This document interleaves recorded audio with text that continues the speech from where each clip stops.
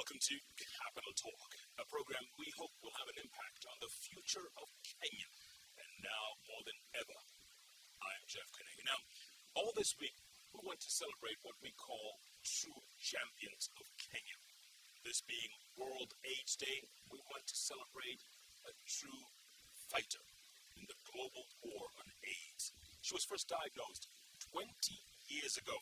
In fact, she heard those horrible words, "You have AIDS, and you have 6 months to live." That was it. 20 years later, she is still championing the cause.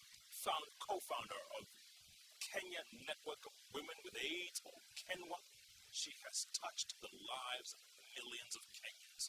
There are 4,000 members so far, and they touch about 500,000 and growing.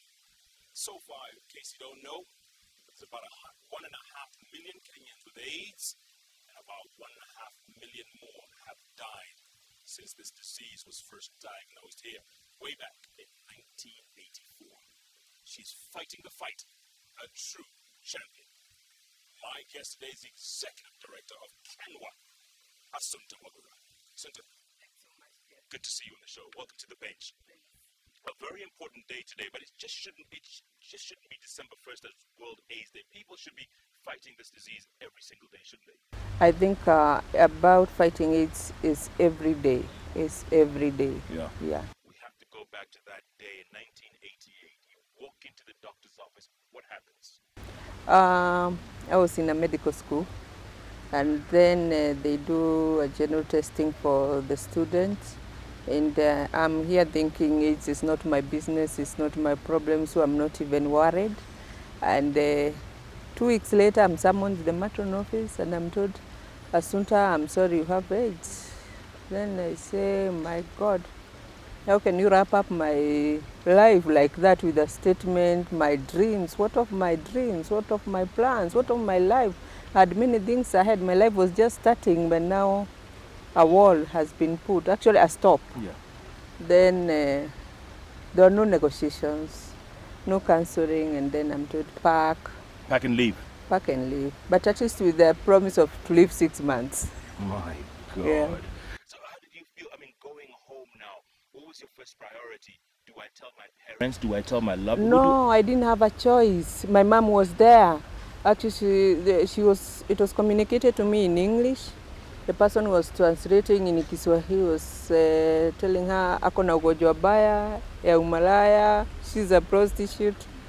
So many things at that instant. Did you think your life was about to end? No, it ended. At that instant, it ended. It ended. My God. It was not going to end. No. It ended. It ended. But I think the hardest part was handling my mom, handling my family, and also the way they reacted and responded to the whole situation. Yeah. And I personally thought the best thing is for me to die for their convenience. Because so you were waiting to die? Yes. I also looked forward to die. It looked the most convenient way forward for everyone. Those who waited for what I would get after college, those who waited for wedding, instead of me explaining why I will not do a wedding, instead of me explaining why I won't have a graduation, instead of me explaining so many things that are not going the right way, the best thing was to die. But then I did it. And I was not sick. Yeah. 6 months came and went, and nothing happened. 6 long months, dark. They came, I waited to die, I went to the miller, because I had also not seen a person with AIDS. I wanted also to see how a person with AIDS looks like. I would check myself, then wait to die, and I say, "Oh, you mean this is my last December? This is my last January? This is my last February?" You know, like that. That's how you program to die. Then come 6 months, which was ending in February. I'm not dead, I'm not sick. Then I say, "What is this?" And by this time I had given out my personal effects, my clothes, my what? Everything. Now I'm set to die. Yeah. Then I don't die. Say, where do I start? Where do I start now? Because it's like starting all over again. Do I go to my old friends and tell them, "Give me back my clothes," and I had planned to die, I didn't die? Yeah. And I said, I think the best way forward is to accept.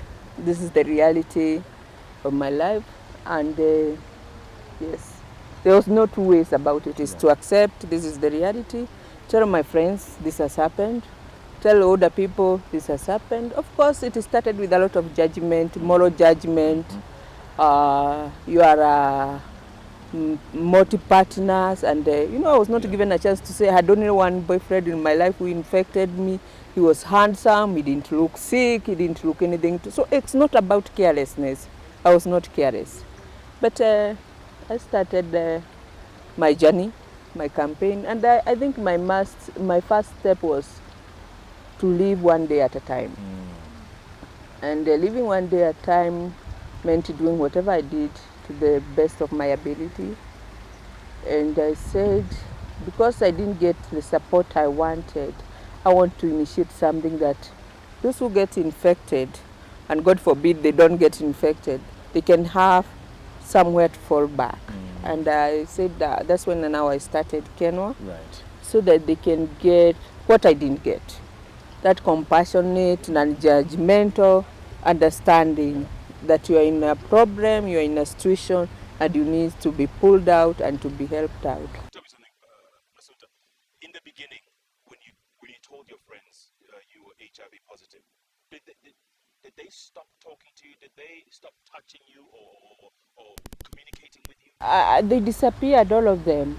Some, you tell one friend, before you tell a third one, it has gone like wildfire. So you meet someone and someone is busy. Oh, for instance, I met my former classmates. People whom we were very close, and I'm busy. I'm not even thinking of my HIV status. I'm extending the hand and saying, "Oh, how have you been for so?" Say, "No, I'm okay. I'm fine. I'm fine." Really? And then I realized, I think HIV is very serious. Yeah, because many close girlfriends that we were, and I thought they would never have an issue no matter what problem. Yeah. They wouldn't want to be associated with. So you were completely ostracized? Yeah. Up to today, some of them, they still don't want to have anything today. However, recently I see some coming by one, some in the same condition. Really? Yeah. Oh, poetic justice. Yeah. For a better phrase. Yeah. Wow. It was like that. Yeah, and family members. And I think worst of it, like family members didn't want me to be buried in their land. It is a disgrace you can be buried here. It means so much if you're buried in someone's land, Yeah, I think those are some of the things I didn't like. But I later came to accept this is reality, because also HIV being positive, it earned me more friends than I can ever count. Yeah. Including big people, important people, very low people. I think it opened the door also for me. Yeah. And how did you, a lot of people want to know, how did you keep yourself healthy? How did you keep yourself, from deteriorating to that extent where, when you have full-blown AIDS, that's it? Well, I wouldn't say I kept away from deteriorating, but I lived with HIV until 2005. That was about 15 years. And my CD4 count, of course, started going down. I had signs of compromised immunity. And luckily, because I was working with many companies, one of the companies donated the ARVs to me. And that way, I was able now to pick my CD4, my health, and stabilize. So I was lucky, because most of the colleagues I knew when we started our HIV thing, they are all gone. They are all gone. Yeah. So you were lucky? I'm lucky. Even the people we started with KENWA, there's only one lady remaining. Really? Mm-hmm. What do you attribute this to? Is it this pharmaceutical company? Or I think one, I wouldn't dispute God's grace. Second, there's the ARVs. Third, there's the positive. I always wanted to live another day. I always looked forward for another day. And of course, I emphasized on healthy lifestyle. I wouldn't go to things that will, endanger my health. And including even when it's cold, I learn to have something very warm, those small things that will keep me going. I also emphasized on a good diet. Balanced diet doesn't mean expensive diet. But mostly because HIV does a lot of destruction to the cells. I'll emphasize on proteins, dengue, jahi, beans, those kind of foods. Yeah. And my health is picked up. And along the time, I almost like forgot my HIV status and more focused on other people who have serious issues with HIV that found, because 21 years is a long time to focus on dying. You have to look for something more sensible. Okay, let me ask you this, Asunta. Are there bad days in your life? As in, you feel... Yeah. I think the bad days is when I'm attending people. There's so much around, so much support, food, drugs, and all that. I think this is what a person living with HIV needs. And they still give up. They refuse to pick up on hope. Really? But what about yours? Are there some days you wake up and you feel very weak, or you don't want to continue, or that's all in the past? Incidentally, me, I wake up every day. Since I started KENWA, I've never had a leave. I just go on my day and I don't feel like I'm tired. I think maybe recently when I got Joshua, sometimes those are days I want to spend with Joshua only, but I would not say these are the low days. It's the days I've kept aside. But I don't feel like that I'm sick, I'm bedridden, I'm sleeping, and someone told me one thing: you can't die when walking, you can only die when sleeping. So I try to keep myself busy. I'm always busy, surely. You don't want to sleep.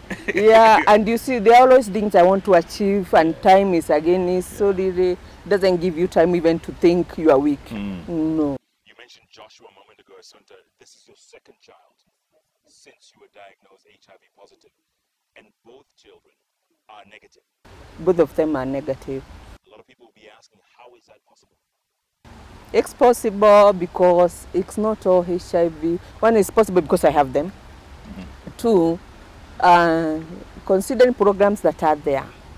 If someone is given the right information, the right support, and you make an informed decision, and you have the right resources, then you can get.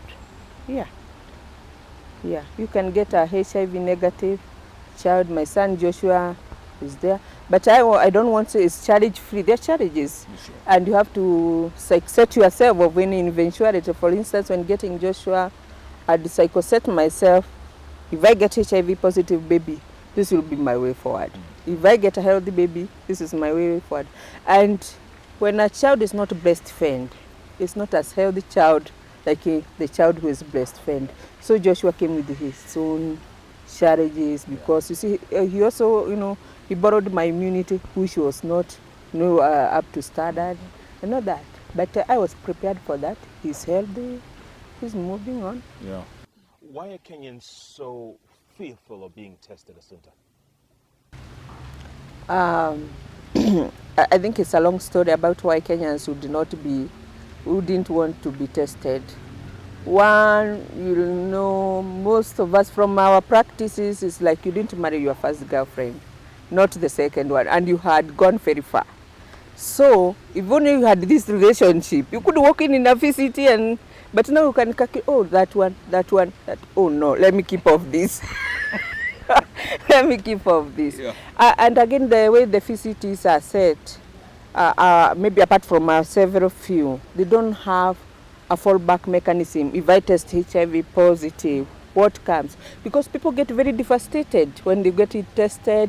You are working to confirm you are HIV negative. Most of the people who come to see me, they tell me, I was going to confirm my negativity. Then here it is, I'm HIV positive. Where do I go? Where do I start? I think they need to do more on that so that there's that mechanism that if I test positive, this is the next step.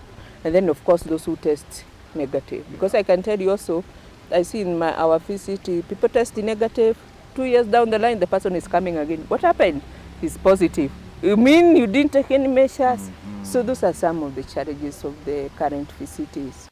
Asunta, I want to talk more about that because it's a very fascinating subject and people need to realize, life does indeed go on. And also, KENWA, where do you get your funding? How is it going?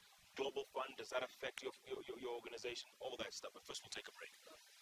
My guest today, a true champion in the face of AIDS in Kenya, Asunta Wagura, 20 years ago diagnosed with this devastating disease, and she's fought it back. decades and counting, strong as ever, 2 children later, and she's not giving up anytime soon. This is what we call champions, and you cannot get these kinds of champions anywhere else but on Capital Talk only on K24. So don't go away. We are back in a moment.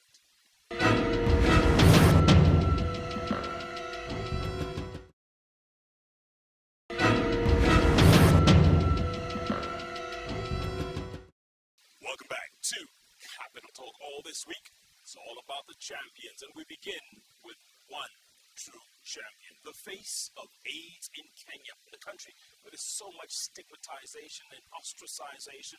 Asunta Wagura came out and said she's HIV positive 20 years ago, still living with it and still strong and fighting this debilitating disease. Asunta, so people, what advice would you give to people? Because there are obviously people out there who are watching this program and they'll say, you know what, I really need to know my status, but I'm so scared of walking into that room, so scared of what's going to happen after, so scared of, how do I pick up the pieces if indeed it is positive? What do you tell them? I think being scared is not the solution to the problem. For instance, many people tell me they envy what I do and all that. But the reason why I've gone this long is also I got to know my HIV status at an early stage, and I'm able to manage my condition. Most of the people I see, they wait until a chronic condition strikes, TB or infection, and that's the time in that process they are being tested for HIV, to just confirm one problem on top of the other. If someone wants to remain healthy for long, confirm your HIV status so that you can take important measures in time. You can monitor your CD4 count, you can monitor your liver functions, your diet, your lifestyle. But being, scared does not even correct the situation because you are engaging in the same behavior. And those who are negative, they take a measure also to protect their negativity from there henceforth. Yeah. Another important point, Asunta, is that, okay, if ARVs are available, ARVs have to be taken on a full stomach. You can't take them on an empty stomach because, all sorts of complications. A lot of Kenyans can't afford 3 meals a day. It's tough enough to have 1 meal a day with the price of unga going up and all that. What happens then? I mean, ARVs would be, they wouldn't work unless, one has a proper diet. Yes, but what we are saying is better than when they were not there, isn't ARVs, it? Yeah, when they were not there. Because those who can afford food and all that is all that. But however, it's important for the government and those involved to ensure ARVs goes together with the nutrition support. And it's not forever. People think like, I will give this person food and ARVs forever. I tell you, 3 months, you start ARVs and good nutrition, that person is able to be back on his feet and start earning and supporting his own treatment and his own health. But people look at it as like, I will give this person food forever, I will give this person ARVs forever. It's not so. Like personally, I work for my ARVs, I work for my own food. And other people I support, they're able to do that. So it's just an intervention period of 3 months, and that person is able to pick up. Instead of us waiting to count statistics of how many orphans, how many have died this year, let's put more focus, more resources, and be genuinely committed to hold the support of people living with HIVs. And once they pick up, then they go back to their lives. Then if this was a father, continue being a father of that family, providing for those children, and we will have less burden. Like for KENWA, I would count on less orphans if I take care of parents who go back to take care of their children. Yeah. Do you find people coming into your office, Asunta, and you say, my God, where did we go wrong? Do you feel that way sometimes? Because, some kids have been, they've been reduced to orphans, their parents are dead, they'll probably die in a few years' time. Do you sometimes question what went wrong? I think one interesting thing, of my working years, nobody ever came and told me, it's me who gives so and so AIDS. Everybody blames someone. Yes. Someone, do you see my husband? You see my partner? You see? So, but actually the way we approach it is, even that bad husband, if he knew that day he would go out and get AIDS, believe me, nobody would leave the door. But sometimes it's the blame game that comes in. You know me, I'm the innocent, and I hate using word innocent in HIV because nobody is guilty of getting AIDS. You know, like innocent children. Innocent. I think that's a language that we should not use because nobody qualifies, you know, to get HIV. But of course, many people will come blaming multi-partner. The husband will blame the wife will blame the husband. And worst of it is when there's discordant situation. One partner is infected, the other one is not infected. And in most instances where men are involved, the men walk away when they test negative and leave their wives to face the music. But mostly when wives test negative and the husbands are positive, they're coming both to look for support of how to continue the same relationship. So we need to change people's attitude. We need to change people's attitude, in particularly men towards women. The minute they hear a woman is positive, you know, considering women also, I'm not defending women here, but you see the woman is subjected to so many, like giving birth, all those kind of things, which could expose her to HIV. I don't know, they are going for family planning, you don't know whether that doctor used a needle that has been used on something else. You know, the fact that she has tested HIV positive fast does not mean that this is the devil of the situation. I think it's good always to sit and understand. And then, if you loved this person, I think it's for good or for bad.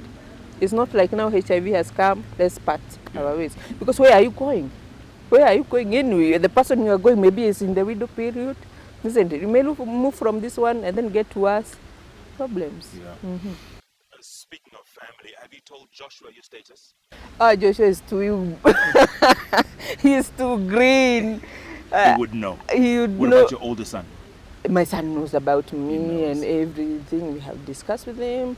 And more now we are talking of his prevention.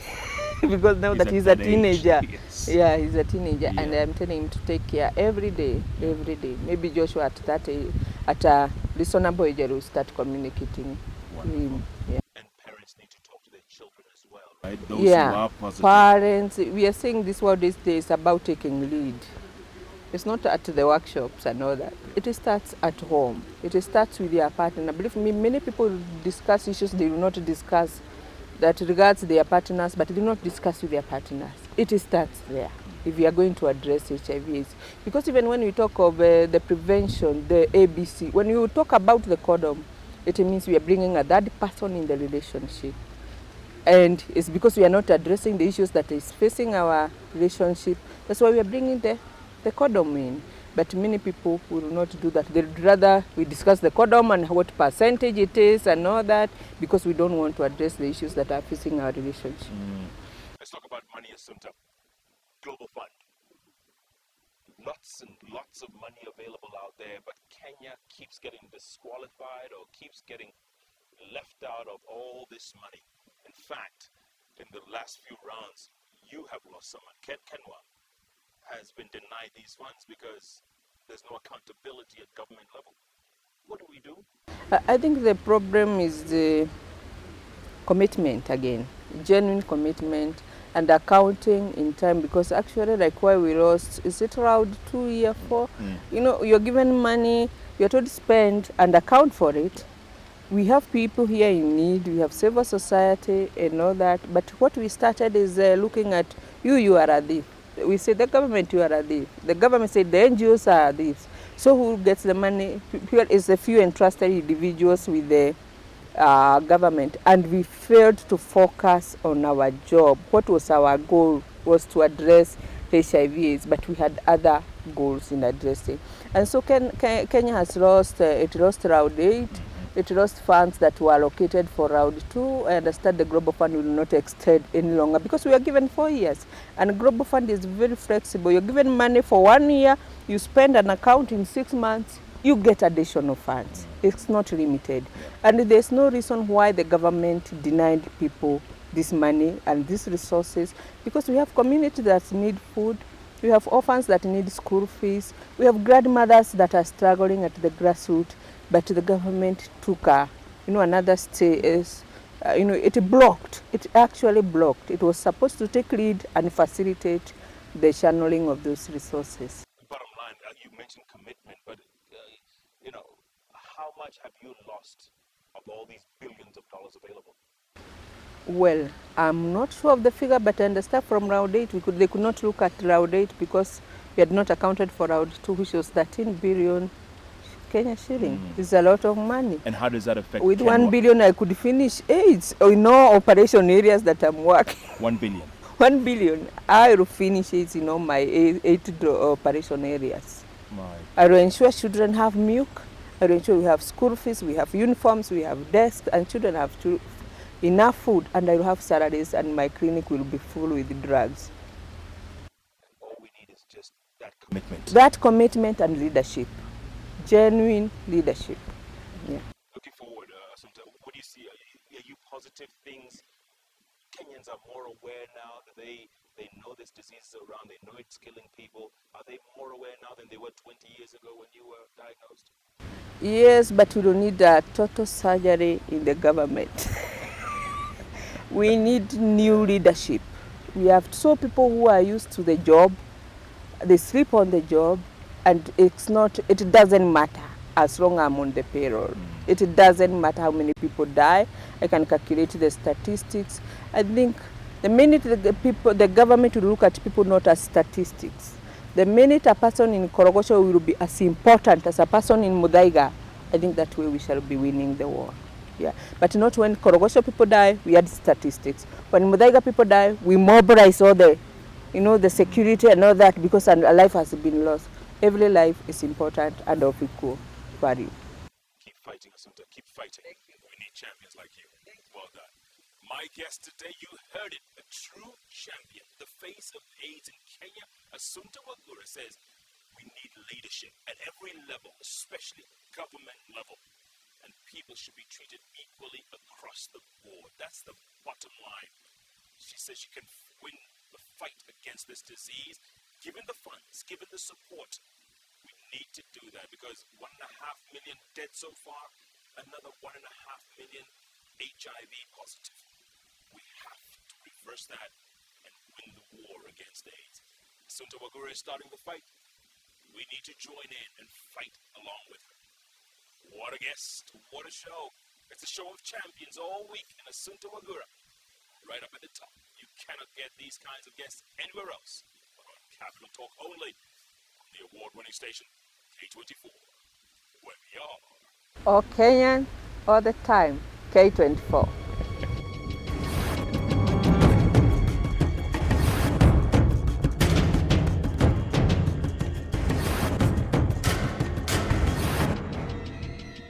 Capital Talk is recorded at the Fairview Hotel, the country hotel in town.